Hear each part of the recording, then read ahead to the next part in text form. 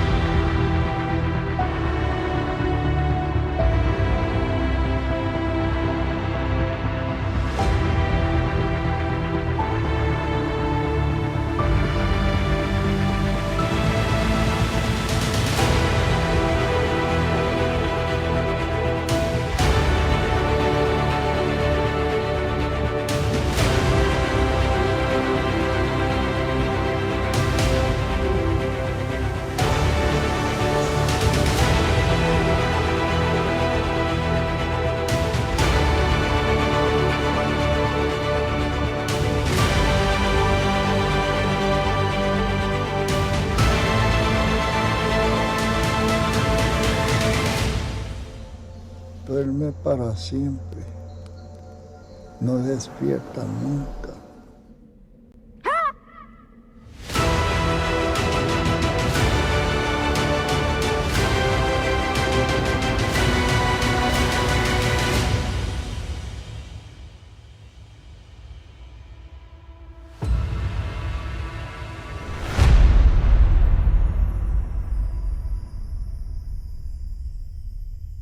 Más allá de este verso que me mata en secreto, está la vejez, la muerte, el tiempo inacabable.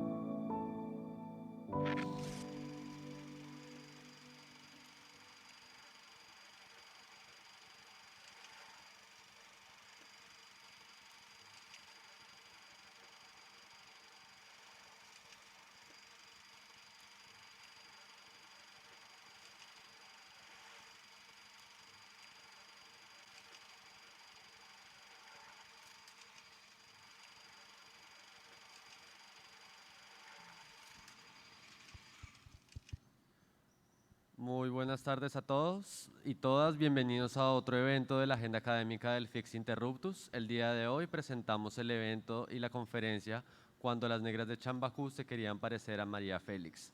Estamos con Ricardo Chica, le vamos a dar la bienvenida para que nos presente el documental que vamos a ver a continuación y para que nos cuente un poco más sobre lo que se trata esta charla y sobre su ejercicio académico e investigativo como periodista, comunicador social y apasionado por el cine. Bienvenido, Muchísimas gracias, muchísimas gracias.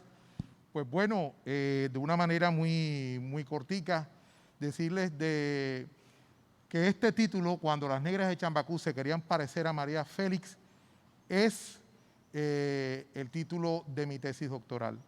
Y a su vez es el fundamento del documental dirigido por Cecilia Caballero de la Universidad de Cartagena y este servidor. El documental se llama Se sufre, pero se aprende. Y para decirlo pero muy rápidamente, este es un documental y este es un tema sobre el deseo, porque el cine no solamente te dice qué desear, sino cómo desear. Y por eso las negras de Chambacú se querían parecer a María Félix. Muchas gracias, Ricardo. Damos paso al documental y volvemos en 30 minutos para conversar con Ricardo y Felipe Aljure, director artístico del festival. Muchas gracias. Ok, gracias.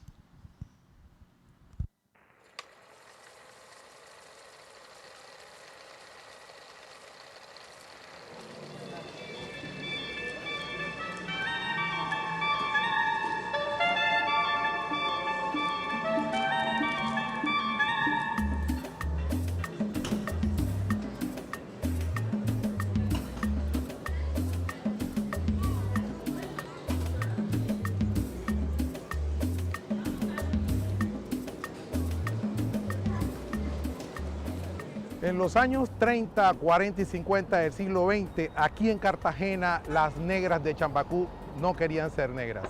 Y esto era porque se querían parecer a María Félix, el gran ícono moderno de la industria cultural mexicana. Tenemos que decir que Cartagena, este puerto en el Caribe colombiano, hacia 1938 tenía 81.000 habitantes y el 70% de esa población era analfabeta.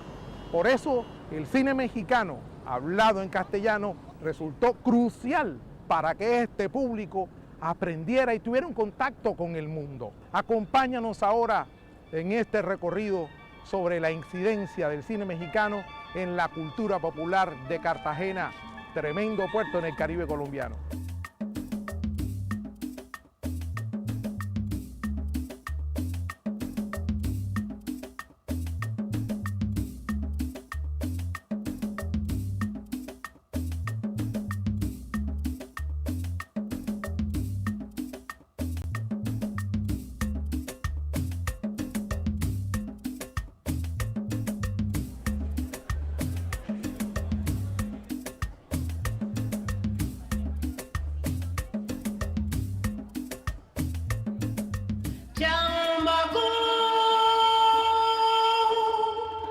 Estamos en las caballerizas. Esto que estamos viendo acá son vestigios de lo que alguna vez fue la barriada de Chambacú, la cual apareció en Cartagena hacia mediados de los años 30 y desaparece en 1971 y que fue conocida también como el Corral de los Negros.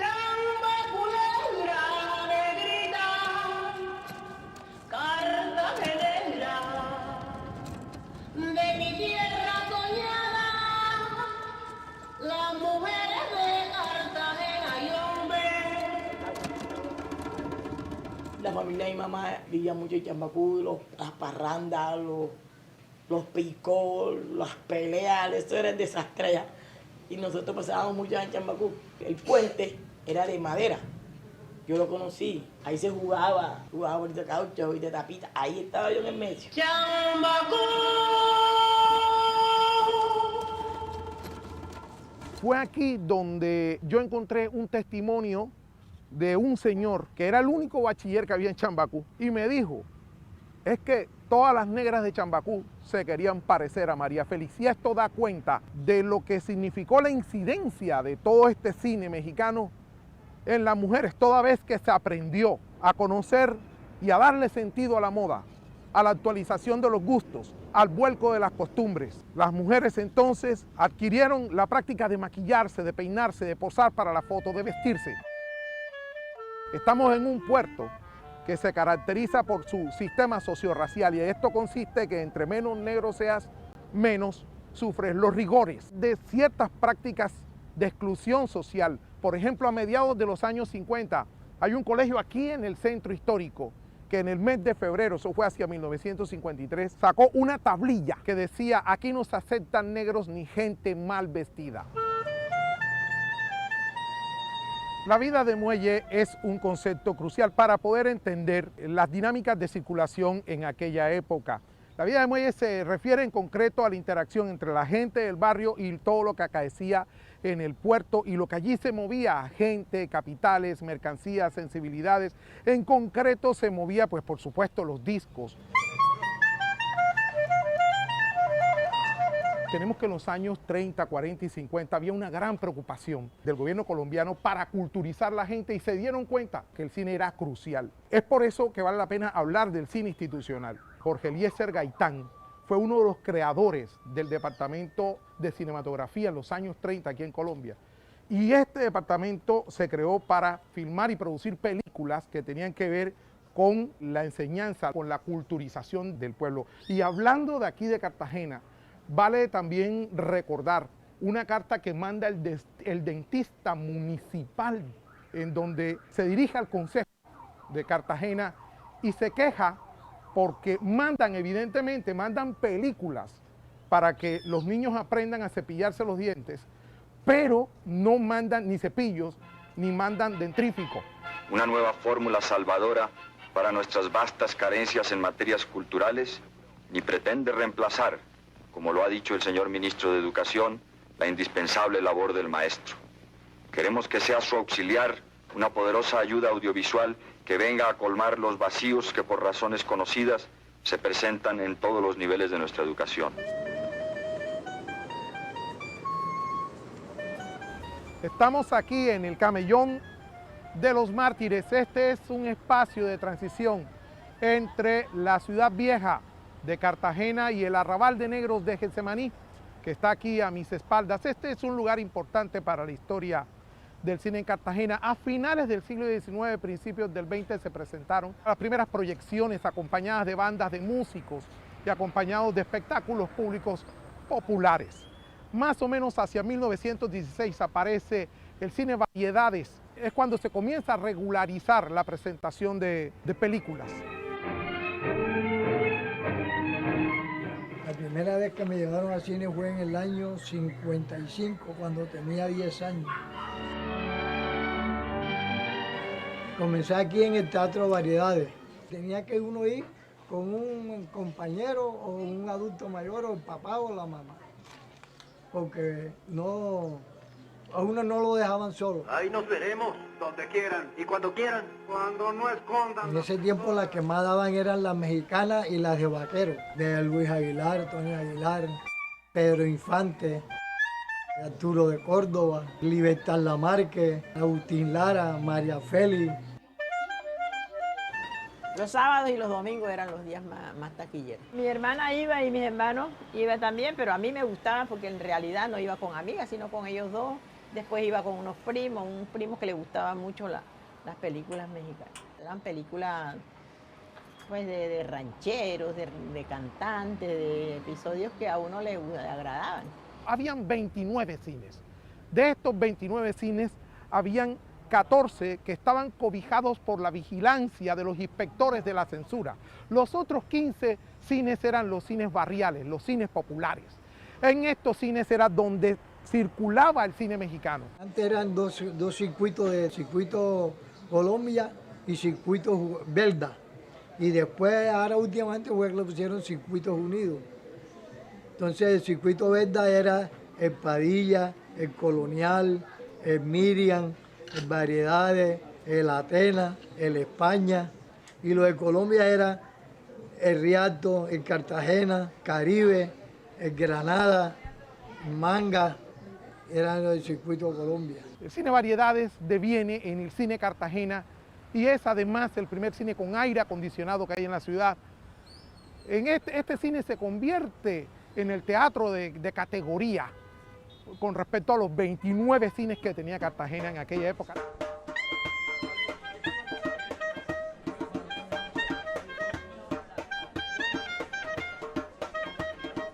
En el Cartagena, que eran las películas más espectaculares en forma de que y era de la gente de platica. Como eran muy caritos, no podíamos ir a hacer teatro. Si no teníamos que irnos para acá de nosotros porque no era para más. Uno iba como quisiera, ¿sí? Mientras que al teatro del centro sí iba la gente muy elegante, ya porque se supone que era el teatro más pri, como dicen por ahí. No como con uno acá, que uno iba con la camisa como sea, ese iba en chancleta, y entonces allá no, allá era una vaina especial, porque era el teatro de diseño, el teatro de la sociedad, que eran donde presentaban los concursos de belleza y todo eso, lo mismo que los que quedaban al lado, como el Colón y el Bucanero, que también presentaban películas más bien de vaqueros, porque no presentaban las mismas para que tenían la competencia de los teatros. Se dedicaba a hacer estafas. En el AMPA lo conocen por el posterior, por lo mucho que muerde el estafado. ¿Y va a venir? Ya está. ¿En dónde? Allí enfrente, esperando a mi señal para entrar. Pues no se la gastó, no tiene remedio. Tiene unas cartas mías sin... Ajá, que el tiempo la plata estaba como cruel.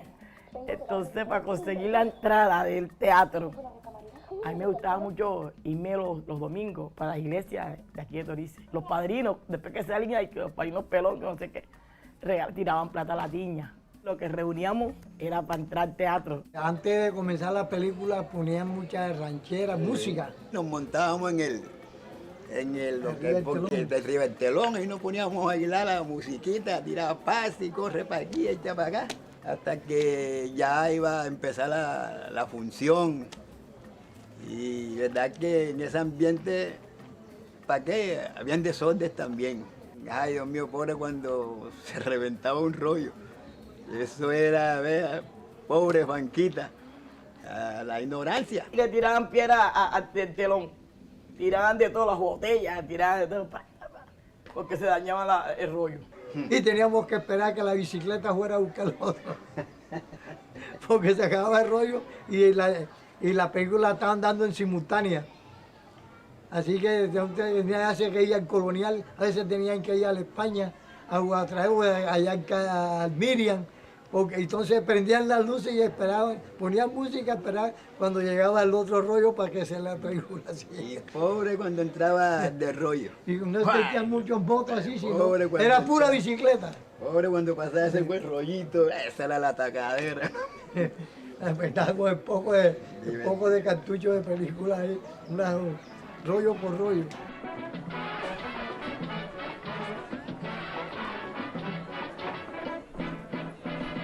Había unas ventas de fritos, la más principal era la de Inocencia Valdelamar. Estaba la otra de Cátula. Una venta de raspado que era de Marroquín.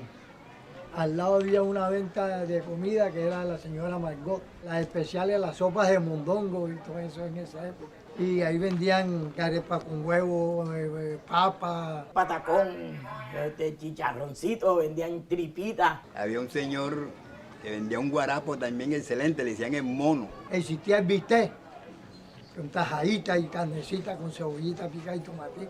Sabroso ese. En la puerta del teatro se vendía de todo. Adentro vendían maní.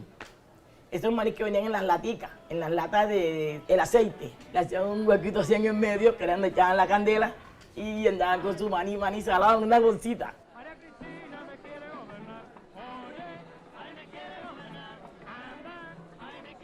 No tenía techo y cuando llovía todo el mundo para el rincón a esperar que escampara para poder uno otra vez. Así veíamos el cine, así lo veíamos hasta que se acababa en el rinconcito y todo el mundo mojado ahí.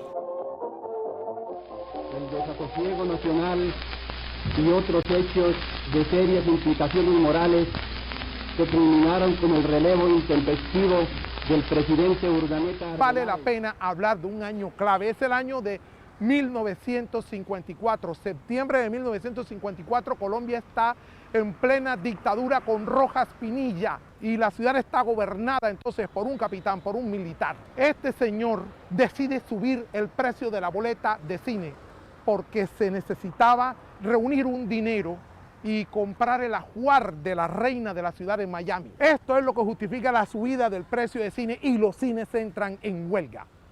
Son 17 días de huelga y lo más relevante aquí es que la prensa, es decir, aquellas personas, los periodistas que formaban este pequeño grupo de sujetos ilustrados, ¿verdad?, dejan de lado el regaño social. porque es que la prensa está cargada de regaño social contra el cine mexicano, regañan al público que ve el cine mexicano. Y durante esos 17 días en donde hay ausencia de cines, como decimos popularmente en este puerto, los periodistas botan el chupo y comienzan a revelar, comienzan a señalar todo ese cuadro. Durante los meses de mosca y calor, es decir, de mayo a agosto, se morían 3 niños diarios de diarrea y de enfermedades prevenibles. Y también era un puerto en donde no había mucha luz pública, era oscuro por la noche. Lo único que alegraba las noches, lo único que alegraba la conversación social en Cartagena era precisamente los contenidos del cine mexicano.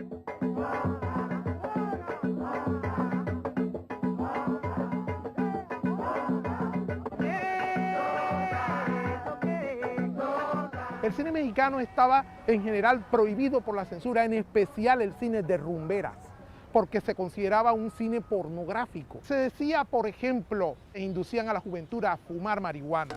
Entonces, estas películas que estaban prohibidas y perseguidas por la censura, de alguna u otra manera, eran las que se veían acá, toda vez que el 70% de la población de Cartagena durante los 30, 40 y 50 era analfabeta.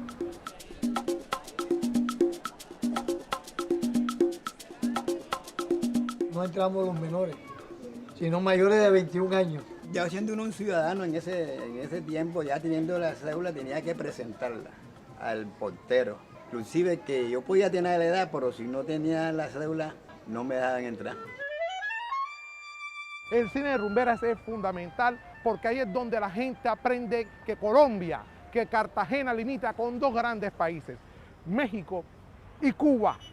Y allí es donde los negros aparecemos como los alegradores de la vida. Hay entonces estereotipos como el bongocero, aparecen estereotipos como la rumbera, aparecen estereotipos como la mulata sensual. Todo esto lo vemos aquí en Cartagena en los 40 y los 50. Todo este repertorio caribeño, esta banda sonora fenomenal, y la gente se regodea, es feliz con los negros alegradores de la vida.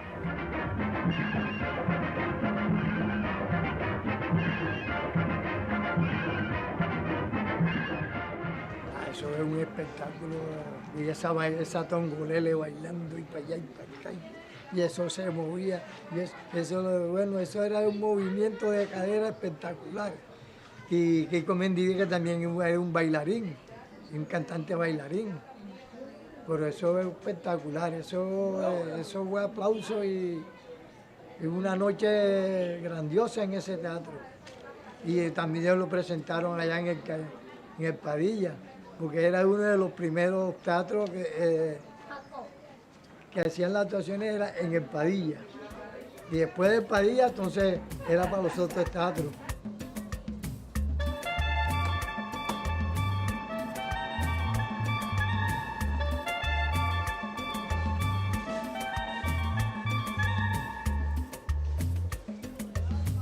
Esta es la calle Larga, ubicada en el arrabal de negros de Getsemaní. Aquí en esta calle quedan unos cines que eran los más populosos, los más importantes en aquella época. Estamos hablando del cine Padilla y estamos hablando del cine Rialto.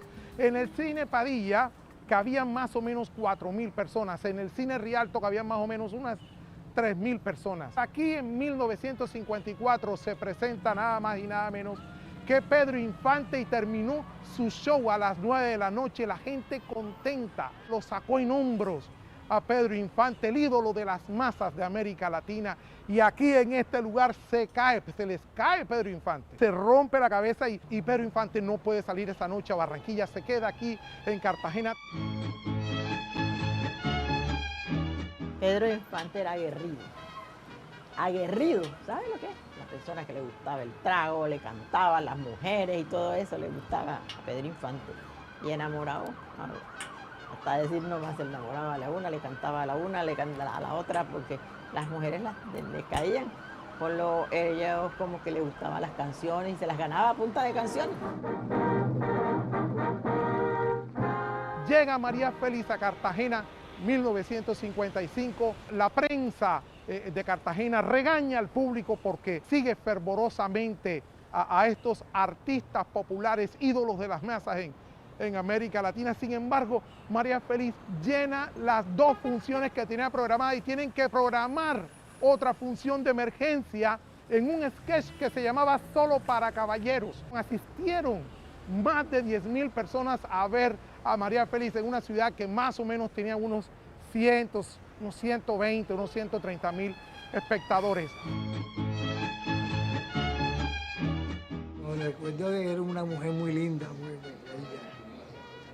Yo no la pude ver porque no entré, pero sí la propaganda y todo eso, que ella la presentaron allá en el Padilla. María Félix era una mujer como autoritaria, mandona, altiva. Entonces me gustaba el modo de ser, esa fuerza que ella tenía, ese carácter de ella. Con respecto a los hombres, que ya no se dejaba mangonear de ninguno. Se olvida usted, Balbino Paiva, que yo tomo a los hombres cuando los necesito y los tiro hechos guiñapos cuando ya me estorban. Cuando aparece todo este Olimpo de actores y de actrices, lo que se ofrece son modelos de identidad y que son apropiados, son aprendidos por la gente en aquella época en Cartagena. Se aprende entonces a maquillarse, se aprende entonces a vestirse, se aprende entonces a coquetear con otras personas, se aprende a bailar, a ser divertidos.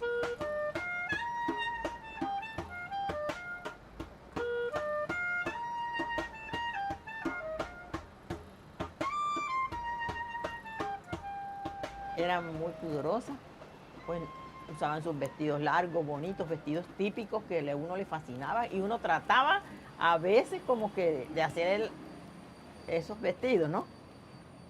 Los mandaba a hacer con unas mangas grandes, con volantes y eso, pero no eran vestidos cortiticos y a veces faldas muy amplias.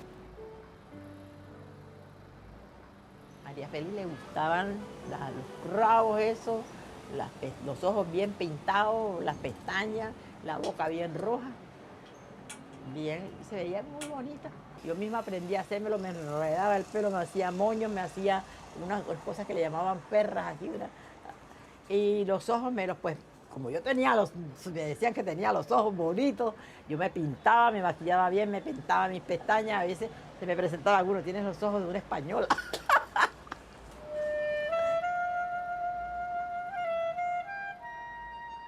Le gustaba lo que ellas hacían, los peinados, las trenzas, los moños, porque a veces había unas que tenían sus cabellos largos y como aparecían también con sus trenzones, ellas las usaban, y los moños esos que se hacían, los cortes de cabello, si había algunas que presentaban un corte pegadito, se lo hacía, pues si le gustaba. A mí me gustaban eran los moños, pues yo tenía el cabello largo, los moños y las trenzas.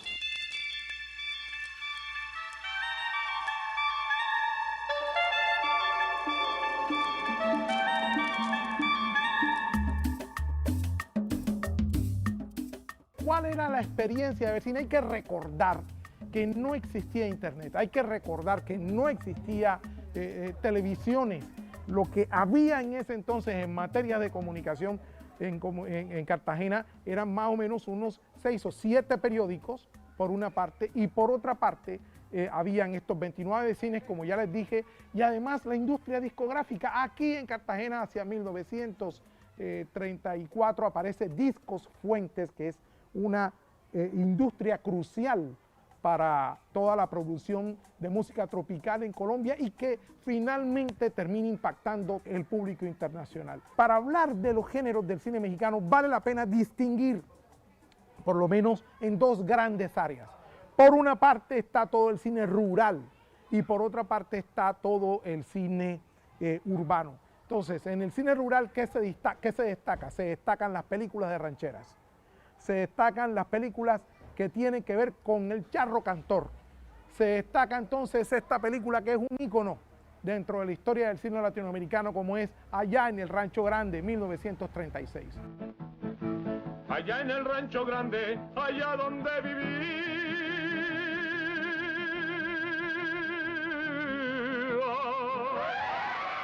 Por su parte, tenemos entonces el cine urbano. El cine urbano se caracteriza básicamente por el cine de rumberas, pero también podemos meter el cine de luchadores. Podemos señalar este cine negro policíaco que se hace en los años 50 en México. Quiero destacar el cine de rumberas porque es el que tiene más impacto, el que tiene más recordación en la memoria del público de aquella época.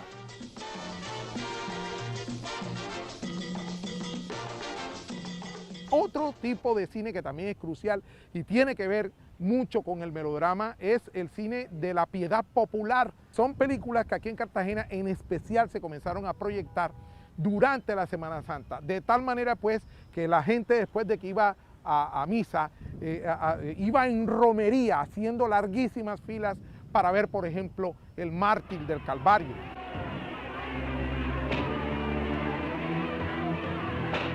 Semana Santa era una época de recogimiento más que ahora. Y uno iba y a veces hasta uno lloraba. Correcto. Uno sentía ese dolor. Y nosotros nos encantaba mucho ver esas películas.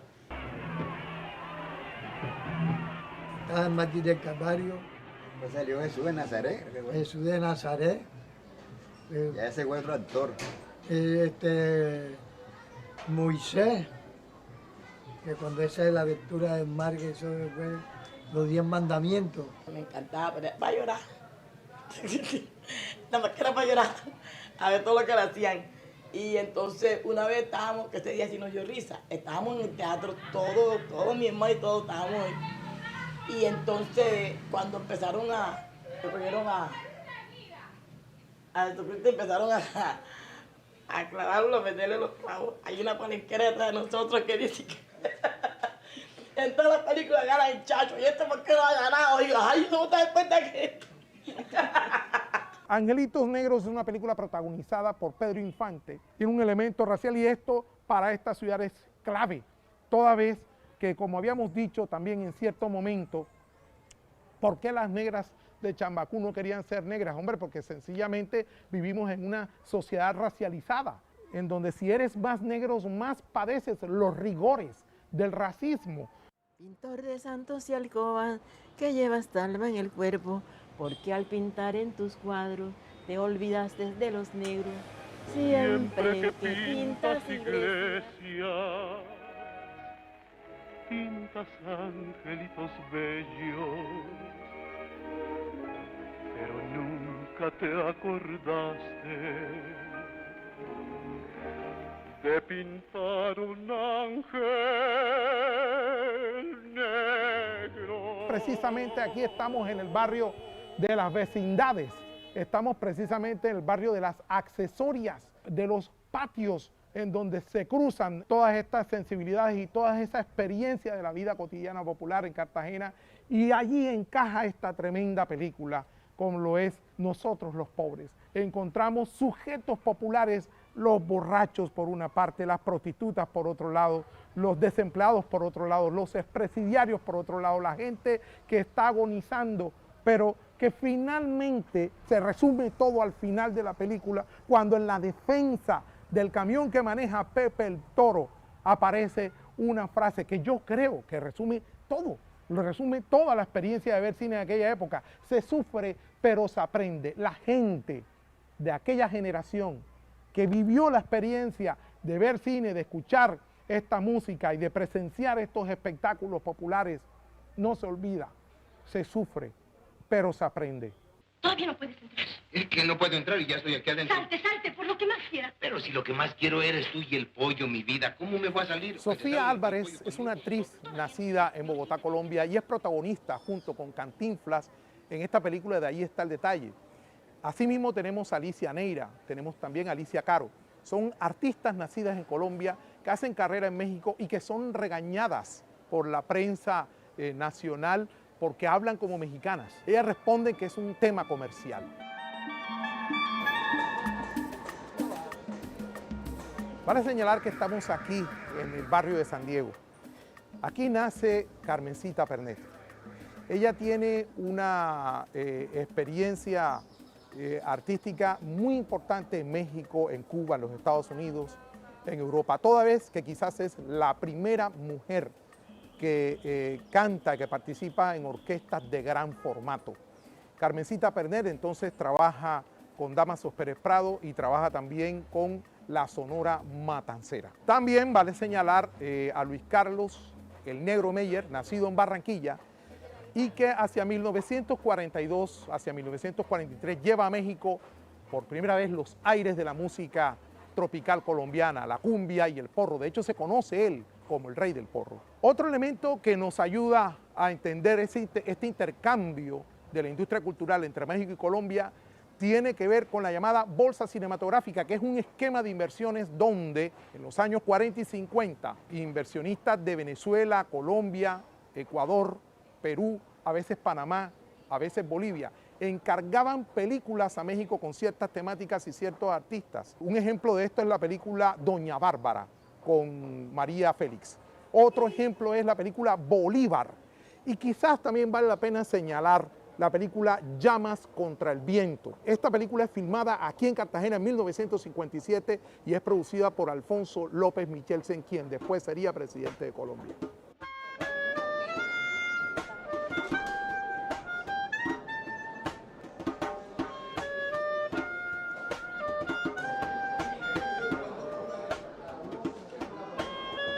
...1957 es el año en que muere Pedro Infante y también es considerado como el fin de la época de oro del cine mexicano. Ahí hay una convergencia porque ya los niveles de alfabetización comienzan a aumentar, no solamente en Cartagena, sino en toda América Latina, y Hollywood recupera su mercado también en este lado del continente. Aparece entonces en ese mismo año en el Teatro Cartagena una película que se llama Rock Around the Clock, con Elvis Presley. La prensa se llena de regaños sociales precisamente contra ese actor social que aparece, el joven, por su alboroto, por su algarabía, por su rebeldía. De hecho, quieren desarmar el Teatro Cartagena y se quejan pues los columnistas de prensa porque hay una competencia entre Elvis Presley y Dámaso Pérez Prado, entre el rock and roll y el mambo. Aparece entonces esta manifestación en la prensa.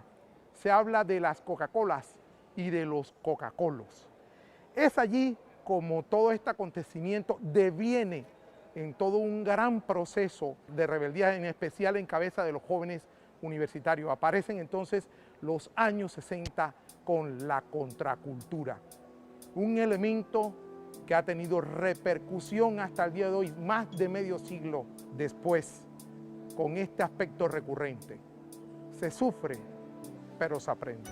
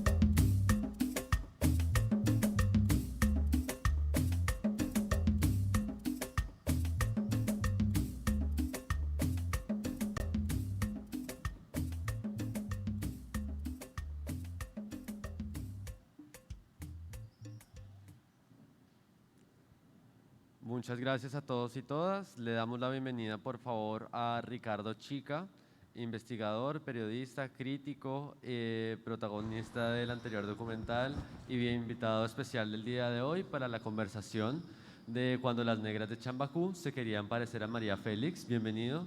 Adelante, Muchísimas Ricardo. gracias. Y gracias. le damos la bienvenida a Felipe Aljure.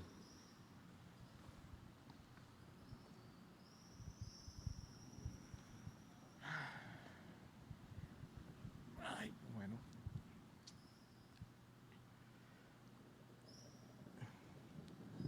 Bueno, buenas tardes a todos. Como ven aquí con Ricardo se abre una conversación muy importante porque el cine, más allá de este documental y del libro del que nos va a contar hoy Ricardo, ha sido históricamente un elemento de expansión cultural y también de aculturación y de colonialismo cultural. Los colonialismos militares son más fáciles porque uno ve la línea roja, el soldado con el fusil y sabe que si se pasa de ahí va mal, ¿no? El colonialismo cultural es más sutil, ¿no? Se infiltra, penetra, convence, convoca, seduce y la gente se encuentra queriendo ser, por ejemplo, María Félix, con aportes positivos que se incorporan como todos los aportes positivos que tienen las interacciones culturales y con otros que también tienden a desaparecer y a borrar el ADN cultural de un pueblo, de una región, de unas gentes, y eso tiene también unos elementos negativos. Es en esa línea que hemos invitado a Ricardo, que ha escrito este libro tan interesante y que además es un pensador del tema cinematográfico y con quien tendremos muchas más conversaciones. Bienvenido, Ricardo, y gracias por aceptar esta invitación. Y viene, digamos, la primera pregunta. Eso que pasa en Cartagena, ¿cómo lo ves tú en el escenario colombiano, en el escenario mundial? Ese poder del cine de penetrar fronteras culturales y de establecerse como una colonia, porque no solamente conquista culturalmente pueblos, sino que además permanece y coloniza. ¿Qué reflexión tienes alrededor de eso? Claro que sí, Felipe. Dar una pista, porque es una pregunta gruesa, así que dar una pista al respecto y es sencillamente preguntarse en qué ha consistido la experiencia de la modernidad en las distintas regiones del mundo, en este caso en una región periférica, en un territorio periférico y subalterno como lo es Cartagena. Y esa experiencia con la modernidad pasa por una tensión, y es la tensión entre la misma modernidad y la tradición.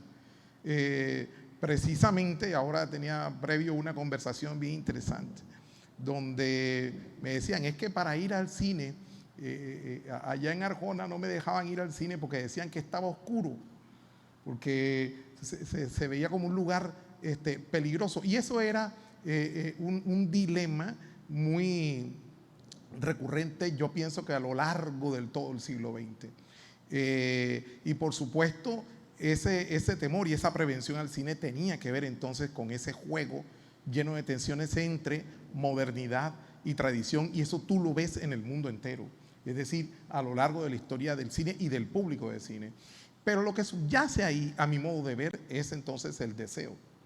¿Ves? Y si tú quieres estudiar la modernidad, también reflexiona sobre eso, sobre cómo se configura el deseo en la cultura popular. Y el cine y la industria cultural en general tienen muchísimo que ver. Entonces, vemos cómo el cine no solamente te dice qué desear, sino cómo desear. Y ahí esto se desata una gran cantidad de manifestaciones en la vida cotidiana, precisamente, y hablando en concreto de los cines, tú te das cuenta que sobre todo, en especial en las grandes ciudades, encuentras que la arquitectura de los cines conectan con ese deseo, con esa ilusión, con ese anhelo, con esas aspiraciones y sobre todo con ese universo, ¿verdad?, de aspiraciones. Recordaba precisamente, a mí me tocó vivir en México en los años 80, yo estudié cine allá en la UNAM, y yo me acuerdo del teatro chino, en la Ciudad de México. Y efectivamente predomina el color rojo, el color dorado, están los dragones, los leones, etcétera, etcétera, una estatuilla de Confucio, todo esto, claro, porque son escenarios públicos de la ensoñación, ¿no? Y todo te dispone precisamente a este elemento del cómo desear. Y por supuesto ahí conectamos con todo lo que es la formación de los estilos de vida, la formación del gusto, la formación de las preferencias, ¿ya? Pero ojo, esto no se da solo. Tú, por ejemplo, has hablado en tu pregunta y en tu introducción todo lo que tiene que ver con la colonización. Y lo que hay es no propiamente una imposición, pero sí hay una negociación. Entonces, ¿qué es lo que se negocia? Bueno, debes tener en cuenta el entorno de ese público. Uno de esos es el sistema sociorracial que ya he mencionado aquí, que hemos visto en el documental. Y por supuesto la gente advierte, ¿no? Bueno, dentro del sistema sociorracial, entre menos negros parezca, es más fácil para mí negociar en la vida cotidiana todo lo que necesito o aquello a lo cual yo aspiro. Pero ojo, yo también quiero dar cuenta de otros elementos que hay también en la recepción del cine en Cartagena a lo largo de todo el siglo XX, y es que en Cartagena no había agua, y a mi modo de ver, si tú quieres estudiar la historia del público de cine en Cartagena, tienes que pasar por el agua. No había alcantarillado y no había acueducto. El primer tubo de alcantarillado aparece en Cartagena en 1960 cuando aparece el Festival de Cine. Pero esto que tiene que ver mucho, porque esto incide en la condición de la recepción de una película. En otras palabras, tú estás viendo la película con hambre, y no es un hambre solamente porque había problemas, digámoslo así, de bienestar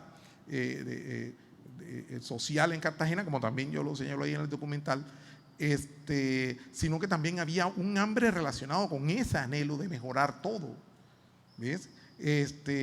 Así que pienso que otro elemento también que hay que tener en cuenta es que, bueno, el 70% de la población era analfabeta y en Cartagena, y ojo, porque ese analfabetismo lo encuentras en toda América Latina, en todo el Caribe, ojo, también lo encuentras en zonas de los Estados Unidos y en zonas de Europa. Estamos hablando de por lo menos la primera mitad del siglo XX, ¿verdad? Y esa es una condición, ese hambre física, esos anhelos y esa condición de analfabetismo, ¿verdad? Son elementos claves que debes tener en cuenta a la hora de entender qué significa darle atributo, darle valor, darle significado a esa oferta de contenidos, de perfiles, de estereotipos, ¿verdad? A ese Olimpo de actores, de actrices, de semidioses, ¿verdad? Que te aparecen ahí en la pantalla, y querer ser como ellos. Bueno, yo quisiera hacer dos reflexiones y aterrizar en una pregunta que nace de otra reflexión. Digamos, en el cine uno identifica dos grandes hegemonías. Hay una hegemonía anglosajona que tiene una expresión muy clara en una gran industria de cine en los Estados Unidos, en Inglaterra y en los países angloparlantes, y una gran distribución y cobertura a nivel mundial, pasando por supuesto por el idioma, que es un idioma muy hablado en países extranjeros.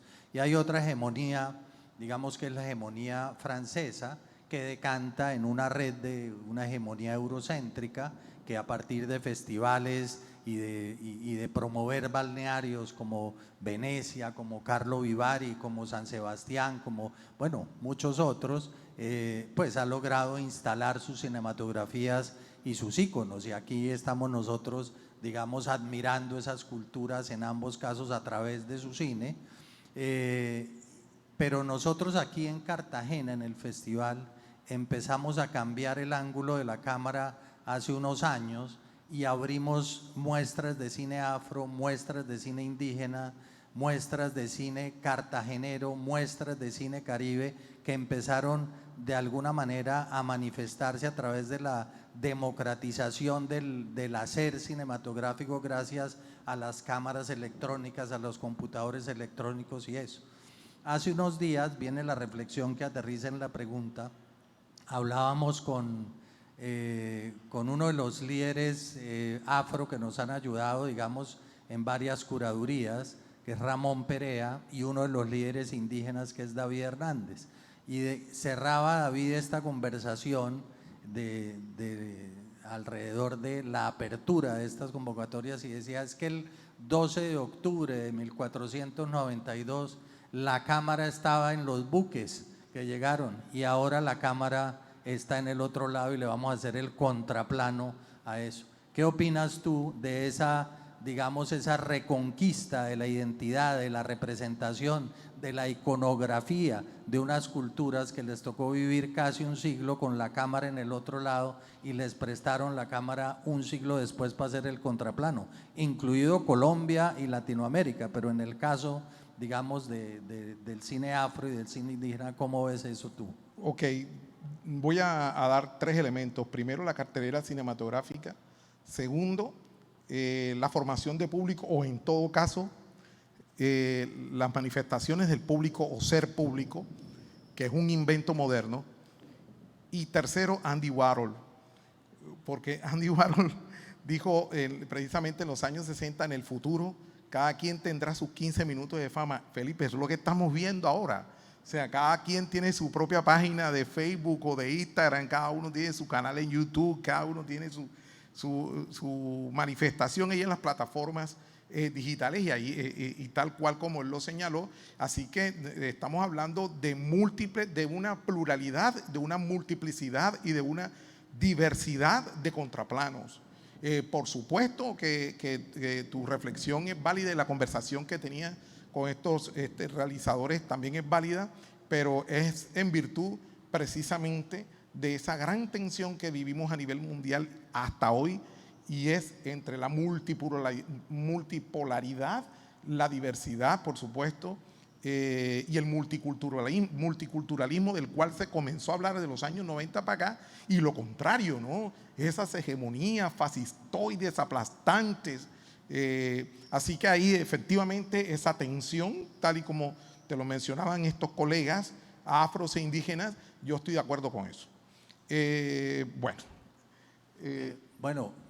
Movámonos un poco más a los tiempos contemporáneos. Está empezando a llover un poco y la gente se tiene que refugiar, pero yo creo que aquí aguantamos otra pregunta por lo menos. Ok, sí, porque nosotros acá estamos como guarecidos más o menos. Por el esto. Sí. Existe en este momento, digamos, un acceso a la cámara. La cámara se nos metió al teléfono, el video se nos metió al teléfono, las salas de edición están en los computadores y claramente la posibilidad de hablar cinematográficamente se democratizó de una manera muy importante a partir de estas apariciones tecnológicas, pero también aparecieron programas cinematográficos que democratizaron el acceso al recurso cinematográfico vía convocatorias nacionales, departamentales, locales, etcétera. Pero también del otro lado siente uno que estamos entrando a una época de una especie de feudalismo digital, ¿no? Hay 4 grandes o 5 grandes terratenientes en el mundo que son los dueños de la finca digital y nos dan acceso y nos dan permiso de entrar a esa finca digital a partir de estos elementos. Nos crean una, digamos, falsa ilusión de manada, de colectivo, porque en realidad estamos en un mundo del hiperindividuo, donde el individuo se autorrepresenta, hace sus historias, sus narrativas, se cuenta desde Instagram, desde las redes sociales, no necesita intermediarios para que lo amplifiquen. Sin embargo, tenemos la falsa percepción de que estamos en un colectivo. Eso que está pasando, comparado con el beneficio del acceso al cine y a la narración, ¿cómo se compensa? Es decir, ahí hay un movimiento de un neofeudalismo digital, pero también hay una democratización del narrador cinematográfico. No, excelente tensión la que acabas de plantear, Felipe. Yo te diría 2 cosas. La primera es que, hablando tú muy bien con esa metáfora de la finca digital, que me parece fantástica, ahí se puede dar cuenta de que la ignorancia en sí misma es un proyecto político. ¿Ves? Y es un desafío para toda la sociedad civil global. Y hablando en concreto con respecto a nosotros como espectadores, de cine, tenemos el desafío de saber de cine, tenemos el desafío de poder saber de cine y tenemos el desafío de querer saber de cine. Es decir, es verdad que hay, digámoslo así, un libre acceso a todas las tecnologías audiovisuales, pero la gente no sabe pensar el cine. Y eso requiere una formación seria.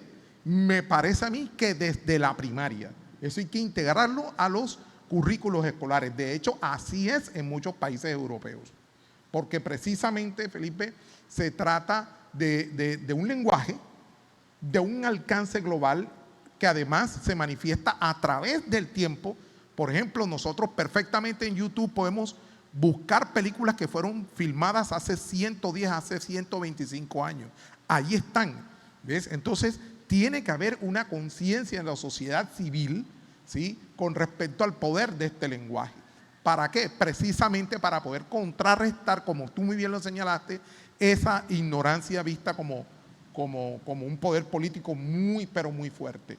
Entonces, finalmente, el cine en estos tiempos nos enfrenta a un dilema: creer o saber, ¿verdad? Porque si te quedas con el creer, ocurre muy bien lo que tú acabas de señalar, esa finca, ese feudalismo audiovisual y digital. Y el querer saber sí implica entonces dedicarle tiempo y dedicarle recursos a esa formación del pensamiento audiovisual, que finalmente es el humanismo. Bueno, otra reflexión que me parece que tú eres un interlocutor muy calificado para hacernos aquí bajo la lluvia que todavía toleramos, y la gente que está en la casa viéndonos está muy cómoda. Aquí vemos a la gente guarecida bajo paraguas y eso, pero aguantando todavía. Existe, digamos, un tema de la transgenización cultural. Los pueblos de alguna manera han logrado crear una voz propia a partir de sus propias cinematografías, y ahora con la democratización tecnológica y los nuevos modelos han empezado a surgir esas voces. Por ejemplo, Colombia, cuando fundamos el Ministerio de Cultura en el año 97 y la Dirección de Cinematografía, tenía 16 millones de espectadores y 2,5 películas al año. Hoy en día tenemos 65, 68 millones de espectadores antes de la pandemia y 44 películas al año. Es decir, ha venido un crecimiento importante cinematográficamente hablando. ¿Tú crees que eso de alguna manera ayuda a mantener los valores cinematográficos, los valores culturales de un país?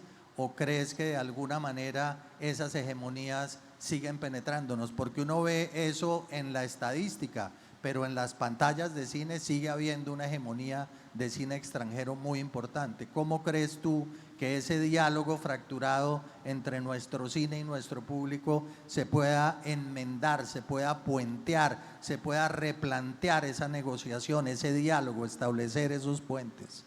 Mira, tu pregunta es buenísima y me hace recordar una parte de precisamente que yo trabajé en la tesis, y tiene que ver con el cine y la formación de las identidades nacionales que aparecen sobre todo en los años 30 y aquí en América Latina se manifiesta en México, en Brasil y en Argentina con mucha fuerza, a tal punto que aparecen unos estereotipos que representan lo nacional. Por ejemplo, el charro en México, ¿verdad? O el estereotipo en Argentina, el del gaucho. Bien, precisamente es lo que estaba en boga en la época, la formación de la idea de lo nacional. En 1932, cuando Colombia entra en guerra con el Perú, la gente no tenía idea de lo nacional, ¿ves? Y hoy es exactamente lo contrario, lo nacional estalló en 1000 pedazos. Así que sí estoy de acuerdo, digámoslo así, en esa relación entre el número de películas y el valor de la cultura cinematográfica colombiana, o mejor, los valores. Y los valores, vamos a destacar uno, el que tiene que ver con la pluralidad. Y 44 películas no solamente es el número, sino también el repertorio de manifestaciones que dan cuenta de esa pluralidad, Felipe, y es lo que creo que hay que valorar. Bueno, muy interesante. Arrecia la lluvia y nosotros aguantamos otra pregunta, ¿o no? Aguantamos todas las preguntas que quieran. Bueno, Me parece importante una reflexión, digamos, antes de entrar, esa que acabamos de hacer, antes de entrar a este título tan sugestivo, cuando las negras de Chambacú se querían parecer a María Félix. Parece un título local, y lo oíste de hecho acá en Cartagena, pero es un compás universal lo que hay ahí, es decir, habla de lo que ha pasado en el planeta entero. Ubicándonos en Cartagena, esa influencia del cine mexicano que algo alcanzamos a intuir en el documental que vimos ahora, ¿cómo crees tú que modificó a Cartagena?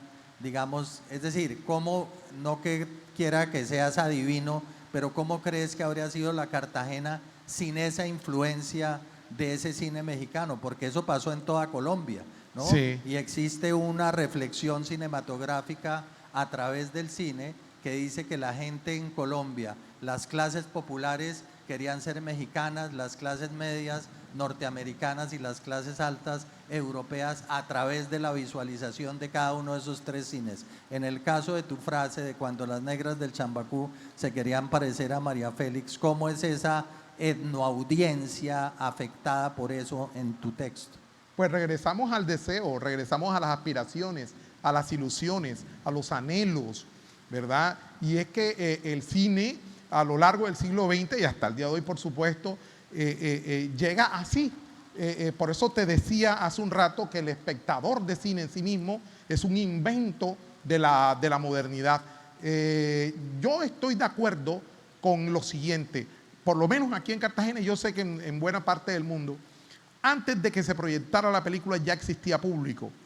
Ya existía público, ¿por qué? Porque llegaban precisamente las pequeñas obras de teatro, llegaban las pequeñas compañías, las primeras compañías de teatro, de zarzuelas, de músicos, de magos, de espectáculos. Mira, nos llegaron paraguas rojos espectaculares, maravilloso. Mira, hablando de cine bajo la lluvia. Singing in the rain. En tiempos de lo impensable, no, tremendo, no, a mí me queda como que muy elegante, mira, combina con mi corbatín, no, maravilloso, mira.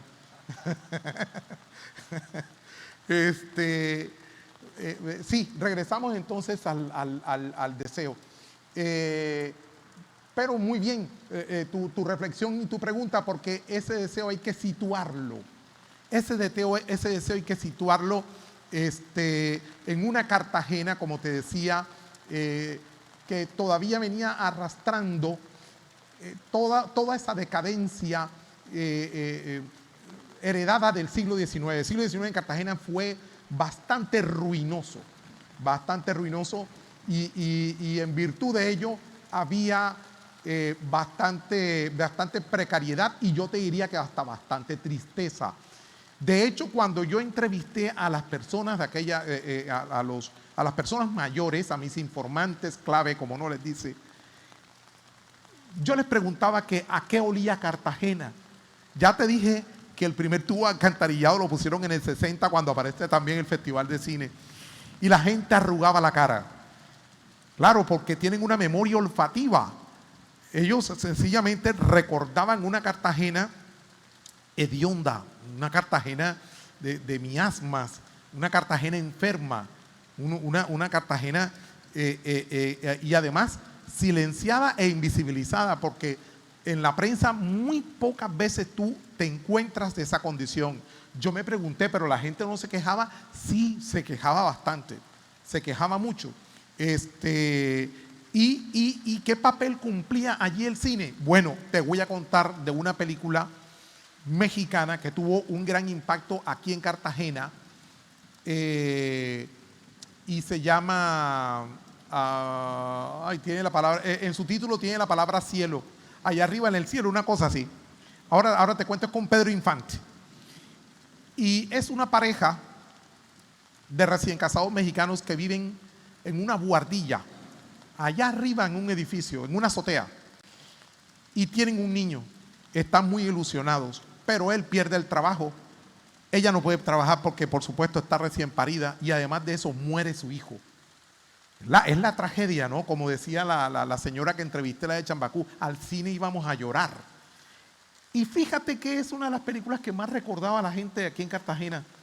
Esa tragedia del desempleado y que además no tiene están nosotros los pobres y esa película, Un rincón cerca del cielo, se llama esa película.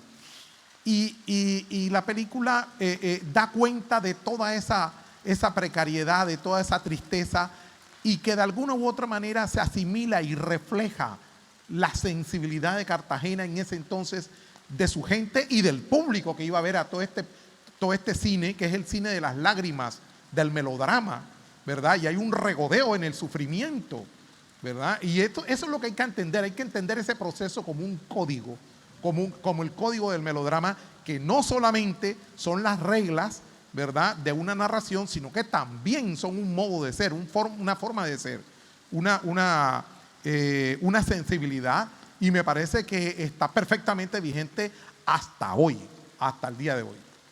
Bueno, ¿y cómo lees tú? ¿Cuál es el camino que hemos recorrido? Yo creo que ahí hay mucha tela para cortar, de una Cartagena de 83.000 habitantes y 29 salas de cine a una Cartagena de hoy de, no sé, 1 millón de habitantes, y no sé cuál es el número de salas de cine de hoy, pero 15 sí. Salas de cine. Es decir, demográficamente nos fuimos hacia arriba y en salas de cine nos vinimos abajo. ¿Qué pasó ahí? No, sencillamente el cambio generacional, Felipe, hay que tenerlo en cuenta. El cambio generacional. Cada generación tiene su manera de entender el mundo y de asumir el cine. Cada generación tiene sus maneras de narrarse, de contarse y de interpretar, por supuesto, el mundo. Ya, eso es muy, muy importante. En el documental aparece gente mayor. Y yo me doy cuenta cómo las actuales generaciones que ven el documental o leen el libro se sorprenden. De entrada me preguntan, ¿quién era María Félix? Y entonces, claro, no tienen por qué saberlo. Yo les respondo, la primera Shakira de América Latina. Ya, para que encuentren un elemento, digámoslo así, equivalente. Ya, eso por una parte. Y por supuesto, lo que te puedo comentar es que si bien han habido una serie de generaciones de público aquí en Cartagena, todas muy diferentes, por ejemplo, ese sentimiento melodramático, ese cine de las lágrimas, se ve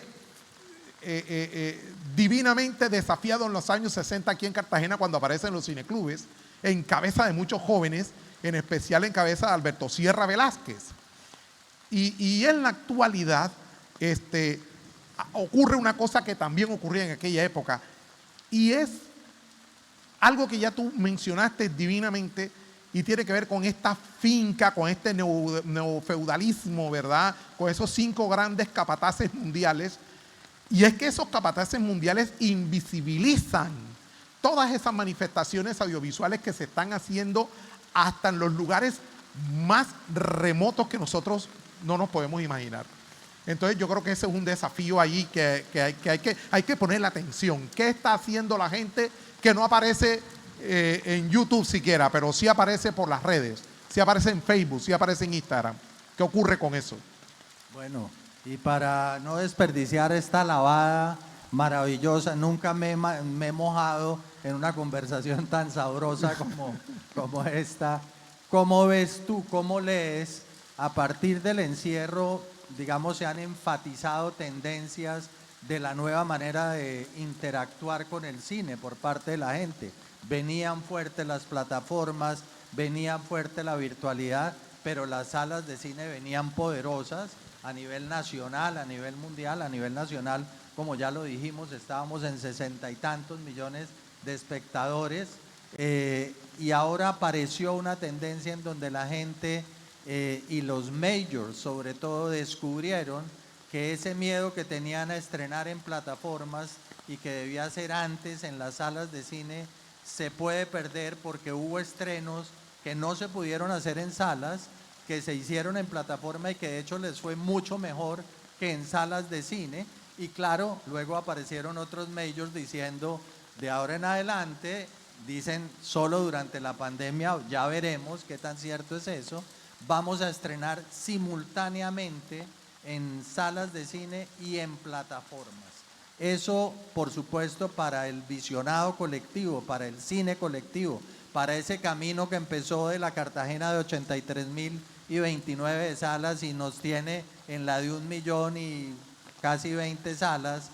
¿Qué va a pasar de aquí en adelante, no solo en Cartagena, sino en el mundo? Es decir, nos vamos a convertir en avatares viendo cine en las pantallas de la sala, se va a disminuir de una manera importante el visionado colectivo en salas, en espacios públicos, como la pelea que está dando de Resistencia el Festival de Cine, ¿o tú crees que desaparecida la pandemia vuelve en éxodo la gente a sus salas de cine buscando lo colectivo? No, mira, yo pienso lo siguiente, por supuesto es una pregunta de perspectiva, ¿no? Que por supuesto de aquí es pura especulación, pero yo he reflexionado lo siguiente, con respecto al cine en concreto y lo que significa ver cine y hacer cine en estos tiempos de lo impensable. Lo primero que te quiero comentar es que a mí no se me olvida, a mí me llamó mucho la atención hace un año cuando la ONU señaló que la pandemia iba a demorar por lo menos 10 años. O sea, real, la ONU la proyectó así, o sea, 10 años, y a mí me pareció exagerado. Ya hoy entiendo por qué. Ya hoy entiendo por qué, y es porque el virus sencillamente muta y hay una competencia, digámoslo así, entre la efectividad de las vacunas y la efectividad del virus. Ya es una competencia lo que estamos viendo ahí.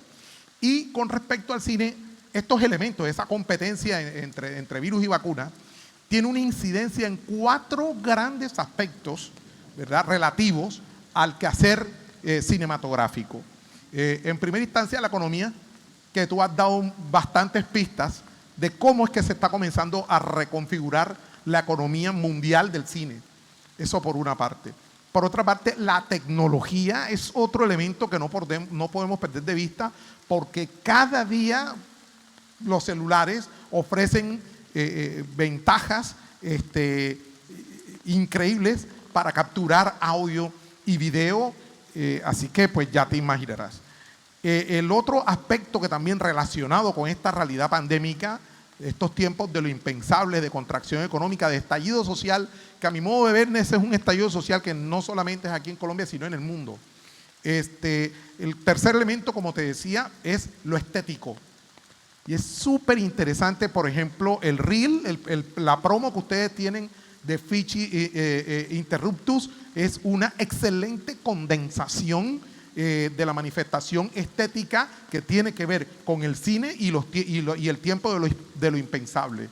Es apocalíptico, es posapocalíptico, es el colapso, es la catástrofe, ¿verdad? Son muchas preguntas que no tienen respuestas. Y el cuarto elemento que yo creo que no podemos perder de vista es la relación entre las manifestaciones sociales, las manifestaciones culturales y lo ideológico. Es decir, estoy hablando del público de cine. Estoy hablando del público de cine y sus cambios y continuidades con respecto a sus manifestaciones sociales, culturales e ideológicas. Por eso me encantó una de las preguntas que me hiciste, me diste la oportunidad de machacar una vez más. Cuidado, porque la ignorancia en sí misma es un proyecto político y a los individuos nos toca tomar la decisión, si creer o saber. Bueno, y una última, porque no me aguanto las ganas y la acabas de mencionar. En tu conversación hablaste que la ignorancia es un proyecto político y algunas voces que se sitúan en las reacciones de este nuevo mundo, en la reacción de las manadas salvajes y no de la obediencia a los rebaños mansos, que es a propósito nuestro tema, han dicho y han argumentado con alguna timidez, pero ya empiezan a subir el volumen, que esta etapa de la pandemia, como tú no hablas de la ignorancia como proyecto político, es un programa de reentrenamiento cultural y de reentrenamiento de las conductas y los comportamientos. ¿Tú crees que esos dos elementos coinciden, la ignorancia como un proyecto político y que sea cierto que nos están reentrenando y enseñando a quedarnos en la casa y a hacer caso? Nos cortaron la comunicación, te lo comparto.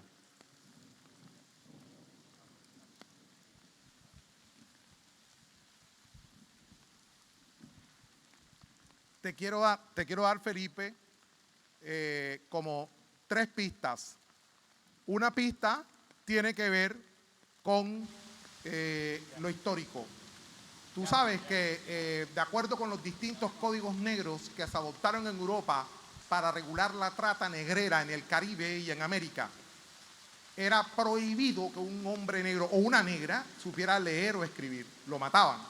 Así que fíjate que ahí tenemos con claridad una manifestación de la ignorancia como proyecto político.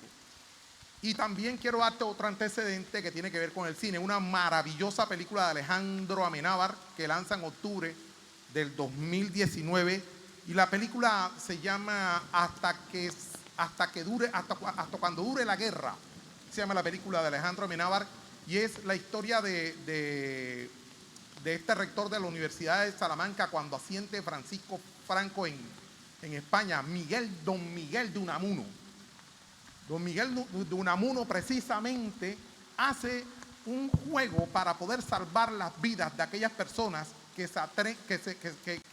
quieren preservar la democracia y la discusión social frente al fascismo.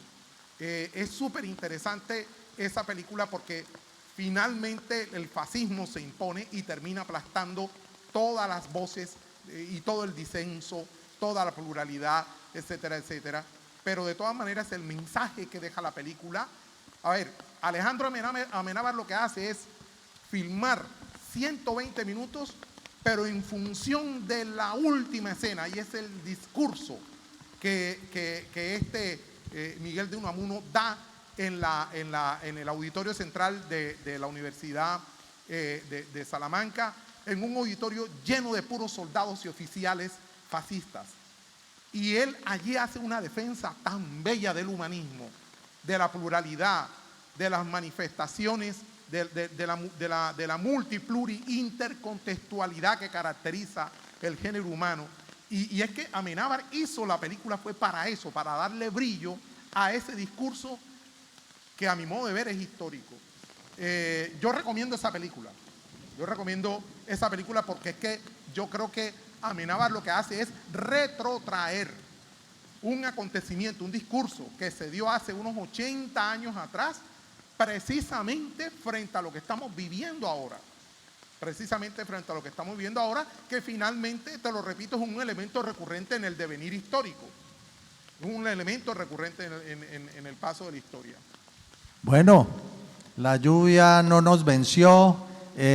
Una conversación inmejorable. Ricardo, muchas gracias a nombre personal y a nombre del festival, y esperamos tener muchas más conversaciones contigo. Y a la gente que nos acompaña y nos acompañó en sus casas, y a los que están aguantando debajo de paraguas acá, muchas gracias por su asistencia y por su resistencia, y nos vemos en los siguientes eventos del festival que continúa. Tenemos proyecciones de luna llena esta noche y los esperamos por allá quienes estén en Cartagena. Muchas gracias, Ricardo. Muchísimas gracias. Todo maravilloso.